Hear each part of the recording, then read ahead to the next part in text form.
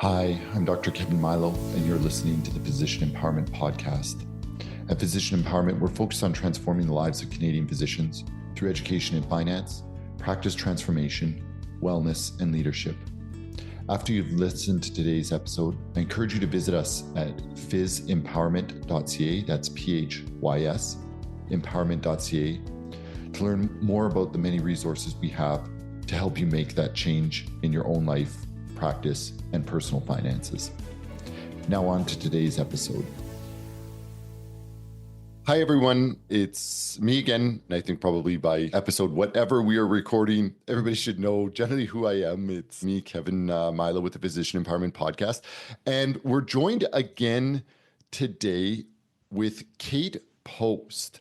And for those of you that follow the podcast, Kate has actually been with us before on the show. She is the Chief Operations Officer for a growing multi-location dental practice that is really expanding, but also streamlining operations in order to effectively scale. So Kate has been just an invaluable resource to that group practice or that expanding practice.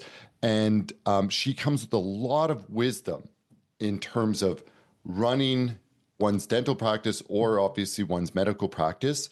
And so we've got her on the show today to talk about managing employees, which in the lead up to this, Kate and I were talking, and I said, I can recall 0 lectures in medical school, residency, or in my career discussing employees, and yet we're all expected somehow to magically be able to do this as physicians in practice. And I'm just going to go on one little rant here. When we talk about, a shortage of family physicians willing to enter practice, willing to set up a panel, this is one of the issues why young grads are not doing it, because the whole office-based practice and managing employees, managing equipment, supplies, operations, leases, all these very practical things are an enormous barrier.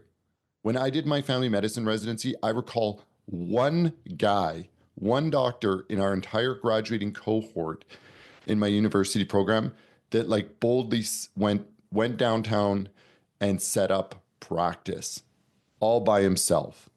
But that's it. And it's because we don't get this practical training. So I am so glad to have Kate here on the show again. So Kate, with that being said, drum roll, let me get you to say a few words and start. Well, thank you so much for having me again, Kevin. I really appreciate it. I really enjoy being able to share my knowledge from all my years' experience working with dental practices and teams all over that have enabled me to learn over time how to provide the best interaction with everybody in order to get everybody in a workspace and functioning as a team. Yeah, so before we get into the nuts and bolts of managing employees, let's talk about some of the broad themes that are sort of like the general wisdom, if you want to call it that. Number one, you told me earlier, this is an ongoing process. It's not just set it and forget it. Absolutely. When you are managing people, you have to constantly be checking in with them. As the business changes and the business evolves, you have to be able to continue to give them more information so that they can evolve with it in order to serve the patients better. And your patients' needs change. So everybody needs to change towards that. And even as your practice grows, you're going to add more team. And so then those dynamics come into play of recruitment and training and all of those types of things. And, it's like you say, there are people that are innately entrepreneurial and want to go off and open up their own thing. And then there's other people that just want to park the car in the driveway, go into work, do their thing, and then drive home. And so those are the people that we need to come alongside and provide management for in order to help them guide themselves through their day. Absolutely. So I'm hearing, communication is key, that it's ongoing, that you just, things change and even personal circumstances change. Somebody goes on parental leave, there's an illness, right? Like, Absolutely. being aware that there are things outside of the practice itself that are going to occur that are going to change the dynamic, right? You hire on one employee and all of a sudden, things change, good or bad. Well, and it's even going into the personalities of people are not all the same. That would make us all very boring. And it would make it so when our patients come in, they wouldn't recognize themselves. So that's why we hire a variety of personalities. But in doing that, we're setting ourselves up that we need to be able to help those types of different types of personalities work with each other. And you, as a doctor, can't control an employee, their emotions, how they come into work today, how they choose to do the functions that you're asking them to do. If you start to smother them too much, then you're not going to have a thriving employee that's going to want to carry on. And so you have to be able to delegate out some control to them as to how they deliver and give you the end result that you're looking for. So it's a balance. You have to Yeah. it's a real balance. You have to decide what you want out of the job. You have to hire the person that you think is going to do that job the best for you. And then you have to relinquish control to them to figuring out a way that they can deliver it. Wow, but that is so true. And I think certainly in the medical and dental fields, I mean, we're selected and trained to be that personality that wants to be hands-on, that wants to micromanage, that's very, and I get that, you're performing, major dental procedure or That's oral right. surgery, you want to be on it. Things got to go right. You're in the hospital, you're seeing a patient, you're fussy about how that goes on. However, there are other things we have to let occur and embrace people for who they are. That's right. And still remembering that they are people. Exactly. Oh, and the added dynamic of that we're here to serve patients who are people who are in a compromised situation coming into us. They're not coming into us because they want to buy a new outfit and they're all happy. They're coming into us because they have some type of medical or dental need. And so their anxiety is perhaps already heightened. And so then we have to be able to serve them properly. We can't have them coming in and reading that we're all off today, Yeah, too. that there's tension or anxiety. And Right? remembering that, like, like, I don't know, like there should be room for different personalities in the workplace. Like I think it's some of the, like I tend to be like sunny, happy-go-lucky, la la la la la. But I also work with some outstanding people that are much more serious, Yes. even a little bit of a like a downer, but they're so incredibly competent and calm, and they bring such a Yes. wonderful presence in the environment, even if we might be very kind of opposite in terms of personality. And so like again, it's actually a beautiful dynamic when you can embrace that. And you can't tell somebody to be happier or smile more. Like I really Right. don't feel like you can. You have to kind of take people where they're at. If they're not a It smiler, doesn't you work. can't really make them one. Well, and I can tell you from personal experience, we have a lady that works directly with me who is fun, and she's the one that gets the birthday cakes, and she's the one that texts you on your kid's birthday to make sure you say happy birthday to your kid for you. And we've hired, because we're hiring and we're growing practice, we've hired some other personalities that are very perceived as maybe more regimented and, kind of get right to the detail. And I am like that.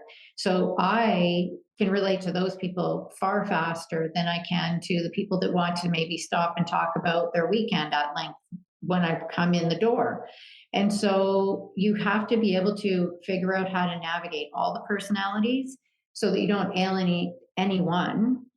And anyone managing the team also then have to learn how to navigate the personalities as well, because there's a purpose for all of us. Everyone has their unique ability. And so just because the person that might be really strong with numbers and is going to be the one collecting your accounts isn't super chatty, that should be okay, because you want that person to be concentrating on your numbers and to be really focused. Whereas the person that is greeting the patients as they come in the door and, your reception team, those kind of people you want to be a little bit friendlier and warmer because, they might need to help somebody get, their OHIP number put in properly and did they move in their Or address. get them comfortable, like it Right. already sets the mood. But if you put in the Yeah. lunchroom, you put those two personalities side by side, I can guarantee you that the person collecting your accounts is on their phone looking at whatever they're doing on their phone. They're not going to be super chatty, they're not going to be involved. And then you're going to have the warm and fuzzy one who's like, she doesn't like me. So it's personalities, right? I love this. So why don't we go down this one? Because we've got another, like, we're going to talk about how to keep an employee happy and retain them. And we're going to talk about how to deal with a struggling employee on this show, Right. this episode today. Yeah, but let's go down this rabbit hole of inter-employee. I don't want to say conflict, it's not always conflict, but Yeah. inter-employee, dynamics, if you want to call it that, right? When you have these different personalities that are all working under you, and how do you manage that? So talk about like conflict, between employees. Well, we have a rule for our practices that if you have a something that you don't see eye to eye with an employee, you and that employee first have to be able to speak about it, but in a respectful and professional manner, not in the heat of the moment and never in front of a patient. So you walk away from the situation, you make sure that the patient is exited, and then later in that day, you go to that person and say, do you remember when we were in treatment room number 2? And when I asked you about that particular instrument, you gave me a response that it didn't really work for me. So I felt like it was short. I felt like that you hurt my feelings. If you don't tell that person, they might not know. But two, you don't know why they responded that way. Maybe the patient came in and was super grumpy to them, and then they just turned and snapped on you. So if you don't give each other the chance to explain why something happened, then the silence can make it accelerate. Mhm. So when someone comes to me initially, I say to them, have you talked to each other? And if they haven't, I send them back to do that first. If they come to me and they say, we continue to struggle, then I will sit down with the two people in a private space and facilitate that conversation. And each person gets to have their say. There's no talking over top of each other. I try and mirror back what I believe that I am hearing them say to have them confirm that, yes, that is what I did say. And then we try and work together to find some type of resolve.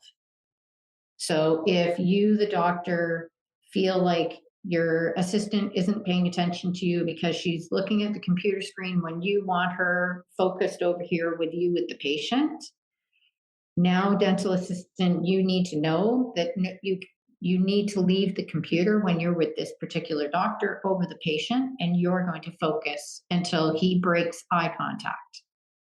And it's even having to go to the steps of, I'm going to have eye contact with you. And when I break eye contact, then you can carry on with your own thing. And that seems a little silly, but sometimes those little subtle differences smooth things out.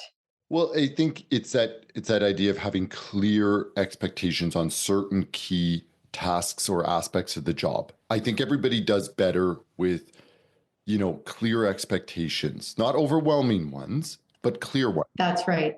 And when you're not getting delivery on those expectations, then it's checking in with somebody to find out why. And it's a help me understand how the deliveries didn't get unboxed and put into the storage unit. And I think another key element, and you sort of highlighted this, between the doctor and the employee, right? That, you know, in terms of credentials or pay, there may be some hierarchy, but you really have to be very careful that this does not turn into some top-down Right. dictatorship, right? And like, so here's another great dynamic. I feel like we could do a whole episode on this, is like the doctor, right? Whether it's the dentist or the MD, And you have these people that are in the practice, and it's got to be you're in a group practice with multiple practitioners, but you've got this, these personalities that the world has to revolve around, right? And so they end up creating a dynamic with other doctors, or they Yeah. create a difficult dynamic with the employees that work under them, right? And everybody's kind of getting a little stressed, right? A little Because, heated about it. Sure. because they always dread when Dr. So and so walks in. That's right. And you can read the room. Yeah. So the unfortunate thing is that the recipient can't read the room. And so I've had that sometimes where whoever is the person that doesn't just fit exactly with the team, they sometimes don't have the skill set to be able to read the room. And so when they walk into a meeting, they don't realize that everybody's like, Oh, I roll because we're going to listen to them suck up all the oxygen for the next 20 minutes. that's right. And so, as part of the task of the person that is managing the human resources, when you know that you have one of those people, it is your responsibility to pull that person aside and work with them to let them know that that's the effect that they have. But delivering it in a professional and a kind way. Private. Absolutely. You always praise in public and you always talk to someone about something sensitive in privacy because no one wants to be called out on their behavior in public ever. Okay. So you have to make room for time to speak to your team about uncomfortable things. And that's one of the reasons why doctors don't want to do it because they don't want to have to deal with the potential that employee, I could make her cry. I don't want to deal with that. Or I could make her mad and then everybody's going to pay for it this afternoon.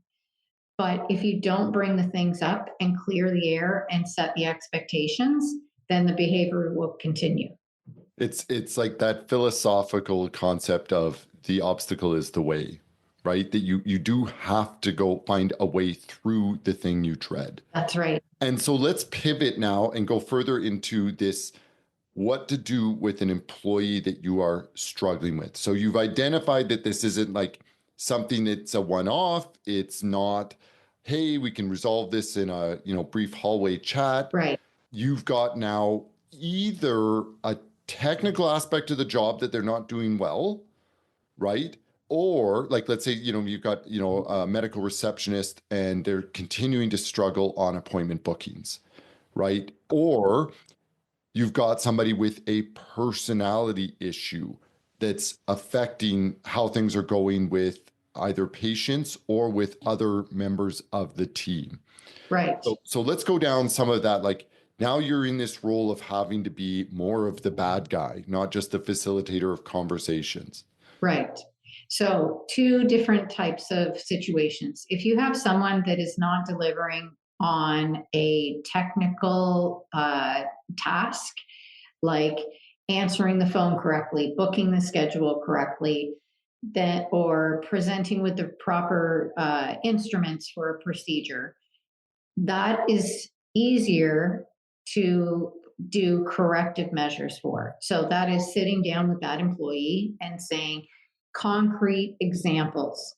Yesterday, when we did this procedure, you knew that it was going to be a specific type of procedure. You have been trained on knowing exactly what type of instruments we require in the room at that time. And you did not have the specific instrument that we required. Was there a problem? And then let them talk. They will either tell you something that you didn't know. So maybe all the instruments were in the sterile bay and they didn't have any extras. Maybe something broke and they didn't have it. Maybe they just forgot. Yeah. So be open to this not being their fault, right? That's Like you want right. to walk in without a presumption. The other thing is I've gotten a lot wiser with my speech, but I use the word you a lot less, sorry, in Yes. conversation, even with my own children, because the word you automatically puts somebody on the spotlight, under the Well, spot. it's accusatory. It can be accusatory. And so that's where you have to say, in that last case, the instruments were not present that were needed. That's right. And then all of a sudden you kind of bring the temperature down and create space for somebody to, sort of even catch their breath and respond. Right. And so you let them have their say. They will tell you whether the instrument or the task was doable for whatever reason. At the end of the conversation, that person's clear that you were not happy. They should be concrete clear of what the expectation is. So you have to reiterate it again. I expect that you will answer the phone on the third ring and you will answer it, Pavilion Dentistry. This is Kate speaking. How can I help you? Then you document that conversation. If there's anything missing, so say the instruments are broken, then you say to them, okay, well, then let's get those instruments sent out and let's get some temporary ones in-house so that we have them for those procedures. You have to come out with, together, you have to determine what is going to fix the problem. And then tell them, let's check back in a couple of weeks. And then again, if there's more repeated problems, you need to document that conversation. You need to document any of the repeated problems so you have them to refer to. And then the second time you sit down, you say, I'm sorry, Susie, but over the last 2 weeks, there was 2 more times when that instrument was missing. We talked about it, we got more in, so I know that's not the problem. What was the problem this time? And then let them speak. That time you're going to document everything again. And you're going to let them know that this is not working. So there has to be a consequence. Whether it be that, I'm sorry, Susie, but if we have the instruments are repeatedly not provided again, you will no longer be able to do that procedure with me. I'll have to get Karen to do it instead. If you can't provide me with the instruments properly, then this is a key piece of our practice, and we may have to make some other tough decisions. So in Ontario, I always tap into our labor lawyer if we start to have performance issues with an employee and try and keep them up to date on guidance. And they will let me know, and it's the same coaching that they give me, that you have to document. Everything has to be in writing. You send that to the employee, allow them to have their feedback on it and be able to say, oh, well, what you documented is correct and I agree, or what you documented, you missed this piece of information that I feel like I said. And then you have to acknowledge back that, okay, I've received that and I acknowledge. So it's working with the employee to try and improve. And what I have found in my career is that 80% of the time, the employee improves. There's something going on in their life or at work that you may not have been aware of, or that they felt like they had the room to not perform because they used whatever going on as an excuse. Only about 20% of the time have I had employees over my career that have basically just not cared enough, but were in flux themselves and really just wanted to move on themselves anyways. And you just get to that point when then it's an honest conversation of, this isn't working for us and it's clearly not working for you. We've sat down and spoken about this. Now this is the third time. So we're going to let you go off and find something that works much better for you.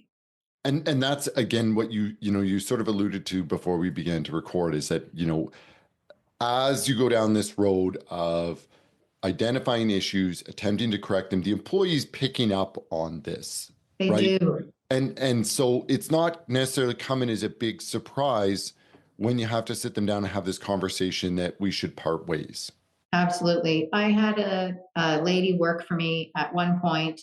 She was still within her 90 days. So within your 90 days, you and the employee both have a handshake that you can just say, this isn't working out for us. There's no explanation. They can just head out and it's not any consequence to either side. And there was little bits of things that came up over the 90 days. And we were at about the 80-day mark, and we had decided this isn't working. I'm not putting any more effort into it. It started to be not just a task function issue, then it started to become a personality conflict issue. And so I called her into my office and I said, "We've made a decision." She said, "Oh, thank God."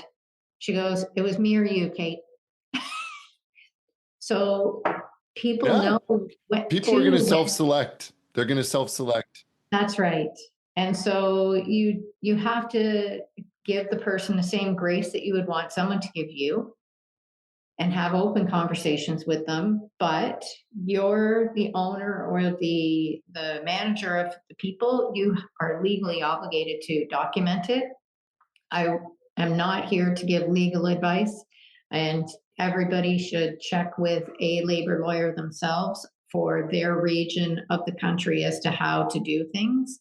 But I can tell you that anywhere that I have been in North America, it is document, document, document, and to be able to sit down with team and have honest conversations. Excellent. Thank you so much for listening to the Physician Empowerment Podcast. If you're ready to take those next steps in transforming your practice, finances, or personal well-being, then come and join us at physempowerment.ca, PHYS empowerment.ca, to learn more about how we can help. If today's episode resonated with you, I'd really appreciate it if you would share our podcast with a colleague or friend, and head over to Apple Podcasts to give us a 5-star rating and review. If you've got feedback, questions, or suggestions for future episode topics, we'd love to hear from you. If you want to join us and be interviewed and share some of your story, we'd absolutely love that as well. Please send me an email at kmilo@physempowerment.ca. Thank you again for listening. Bye.